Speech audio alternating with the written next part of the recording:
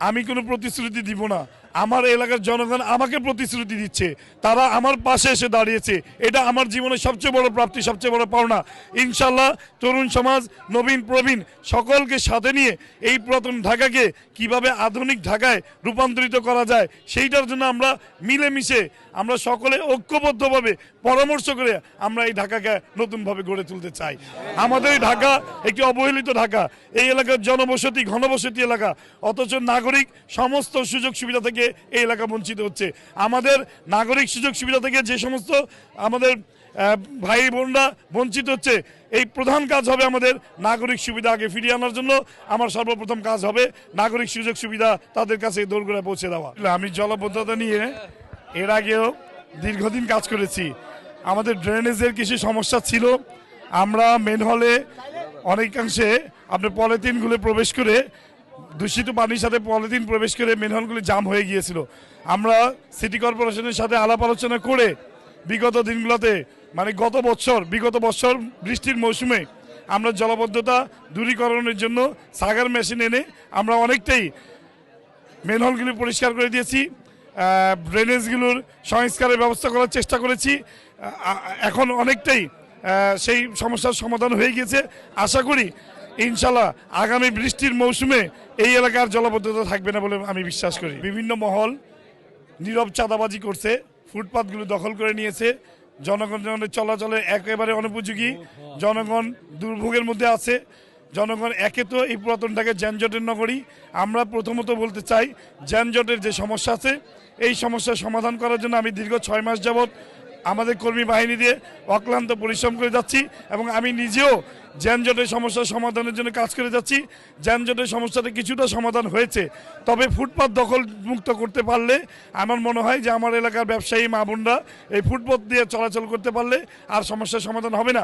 এই জন্যই দ্ব্যর্থহীন ভাষায় ঘোষণা করছি, আমার এলাকার আমার জনগণ যেভাবে আমার পাশে এসে দাঁড়িয়েছে, ইনশাল্লাহ চাঁদাবাজদের দৌরত্ব অচিরে ইনশাল্লাহ এটা বন্ধ হয়ে যাবে 12 তারিখের পর থেকে ইনশাল্লাহ।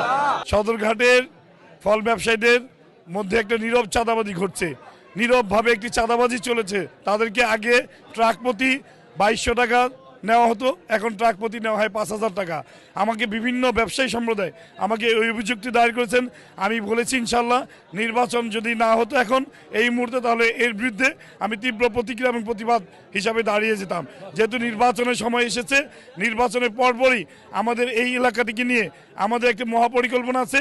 এই এলাকার ব্যবসায়ীরা যাতে অসাধু চাঁদাবাজদের হাত দৌরত্ব থেকে মুক্তি পেতে পারে সেই জন্য ইনশাল্লাহ কার্যকরী পদক্ষেপ গ্রহণ করব এবং চাঁদাবাজ মুক্ত ঢাকা 7 আসন গঠন করবো ইনশাল্লাহ। আমাদের এই প্রথম ঢাকায় কয়েকদিন পর পরে দেখবেন আগুন লেগে আমাদের জানমালের ক্ষয়ক্ষতি হয়।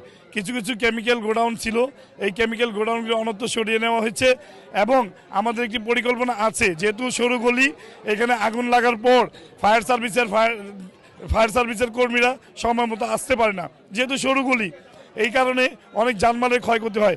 আমরা প্লাস্টিক কারখানা, গোডাউন এবং ধার্য পদার্থ যেই সমস্ত গোডাউন আছে এই সমস্ত অন্যত্র সরিয়ে নিয়ে যাওয়ার চেষ্টা করব এবং এটা অব্যাহত আছে এই চলমান প্রক্রিয়া। কয়েকদিন আগেও আগুন লেগেছিল, আমরা তাৎক্ষণিকভাবে রাত 3টার দিকে সেই আগুন ফায়ার সার্ভিস স্টেশন আসার আগেই আমরা জনগণকে সাথে নিয়ে সেটা নিভাতে সক্ষম হয়েছি। আমাদের এই এলাকায় সবচেয়ে বড় যে সমস্যাটি এখন আমাদেরকে ফেস করতে হচ্ছে সেটা হলো গ্যাসের তীব্র সংকট। আমাদের মা বোনরা গ্যাসের তীব্র সংকটের কারণে তাদের জমানো অর্থ ব্যয় করে খেতে হচ্ছে, অথবা দ্বিগুণ দাম দিয়ে গ্যাস সিলিন্ডার কিনে এনে তাদের রান্নাবান্নার কাজ সারতে হচ্ছে। আমাদের এই এলাকার কোমলমতি ছাত্রছাত্রীরা সময় মতো না খেয়ে স্কুলে যেতে হচ্ছে, কলেজে যেতে হচ্ছে এবং তাদেরকে এই যে রান্নার কারণে একেবারে গ্যাস ছিল না। এই কসাইটুর এলাকায় যেখানে আপনি দাঁড়িয়ে আছেন, এই এলাকার যে সমস্যাটা ছিল আমরা তিতাস গ্যাসের সাথে আলোচনা করেছি, এই এলাকার জনগণের কাছ থেকে গণস্বাক্ষর নিয়েছি। গণস্বাক্ষর নেওয়ার পর আমরা তিতাস গ্যাসকে অবহিত করেছি এবং ওনারা এসে আমাদের এই সমস্যাটা সমাধান করে দিয়েছেন। আপাতত এই এলাকায় অনেক পরিবারের গ্যাসের সমস্যার সমাধান হয়েছে। যদি ভোটের রাজনীতি শুরু না হতো তা আমি এই পুরাতন ঢাকায় যে সমস্ত মা বোনরা গ্যাসের কারণে তীব্র সংকটে আছেন, কষ্ট ভোগ করছেন, আমি এই গ্যাসের সংকট নিয়ে সর্বপ্রথম সোচ্চার থেকে এই দাবি আদায়ের জন্য সর্বপ্রথম সামনে সারিতে থেকে নেতৃত্ব দিয়ে দাবি আদায় করে ছাড়তাম ইনশাল্লাহ।